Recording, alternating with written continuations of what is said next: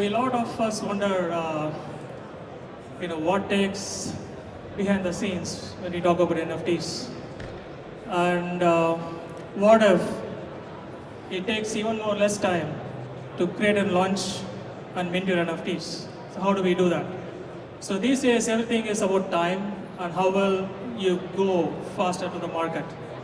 So I'm just going to share my experience on what we've been doing in Consensys for the last few months on enabling companies like you, investors, creators, artists, to enable NFTs go to market faster with our new API ecosystem. So I'm not selling anything, so I'm sharing my experience. So this will also give you a lot of insights about what the current trend is. So I have put some logistics here. So whenever you see an icon in the slide, so feel free to take a picture. So that could give you some good data when you go back. So some introduction. My name is Vijay. So I'm one of the technical directors at Consensys. Brief history, worked in Wall Street for 20 years, building tech. Worked with few banks, large banks in the US and New York. Then one fine day, was reading about Bitcoin, the next week about Ethereum, and the third week actually I was mining Ethereum. This was way back in 2015. So after that, never looking back. So done around 50 implementations with various blockchains, public and private. Dealt with around 150 use cases so far with the ecosystem, and met with at least 300 CXOs in the top 100 companies, the Fortune 500 companies.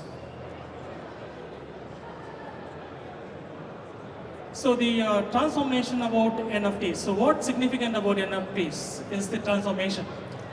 So 2 years back, when we talk about digital art or digital data, there's very significant way that it was represented, okay, it's only a format of displaying in the TVs and nobody can own it.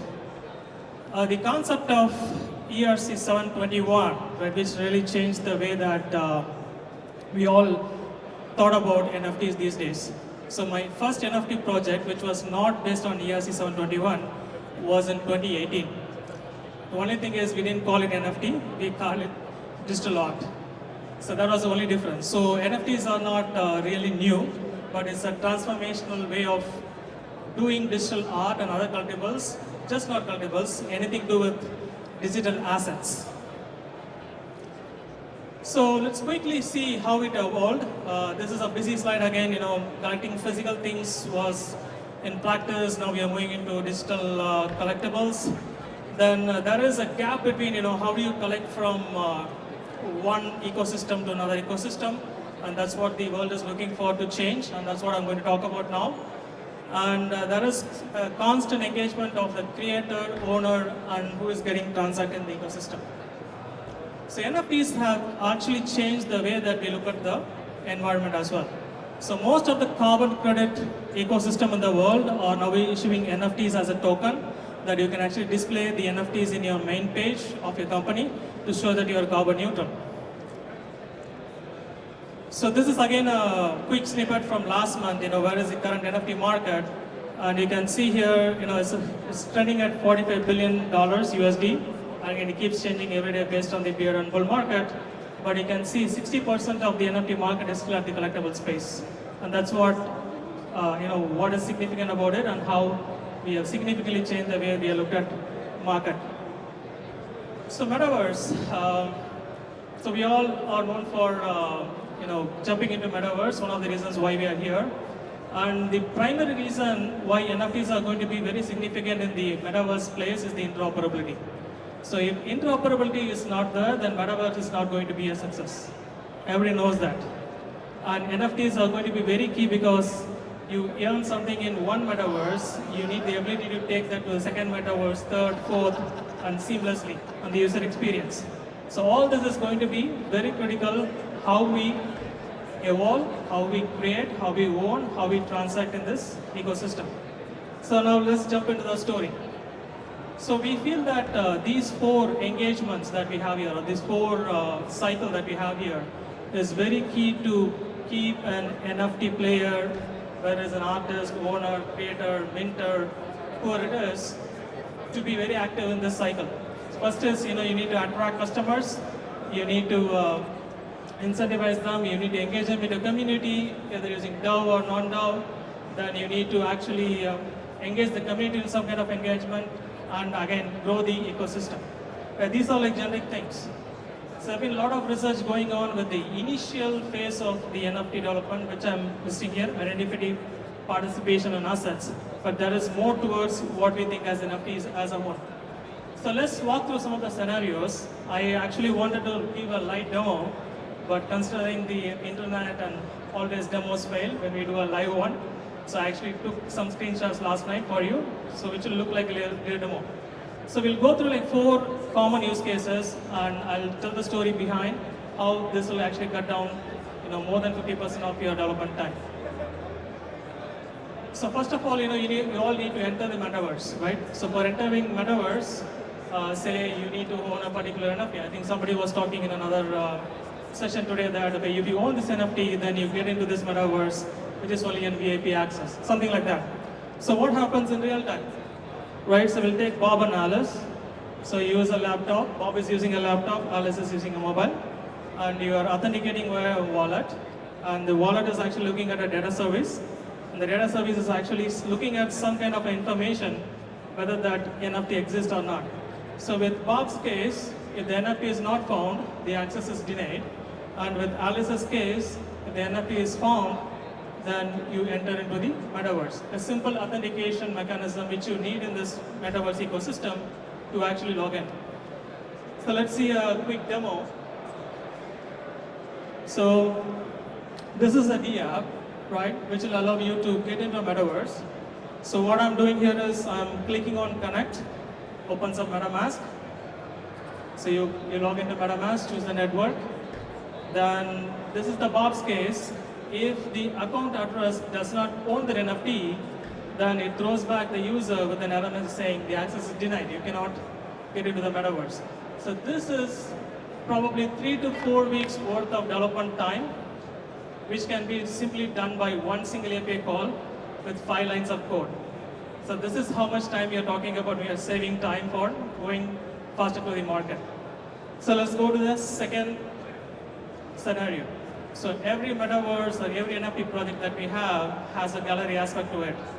Right? We all want to showcase our NFTs, and let's look at an example of how an NFT gallery for avatars can be done in 3 to 4 lines of code. So again, I have a D app here, so which is going to actually log into my MetaMask. So I'm choosing a particular account. Then once I pick a network, voila. So here goes my collection of NFTs. So this is all again done by few lines of code. So as you can see, we have like a lot of fascinating board apes here. Chibi Wow, Chibi Cat, again board apes.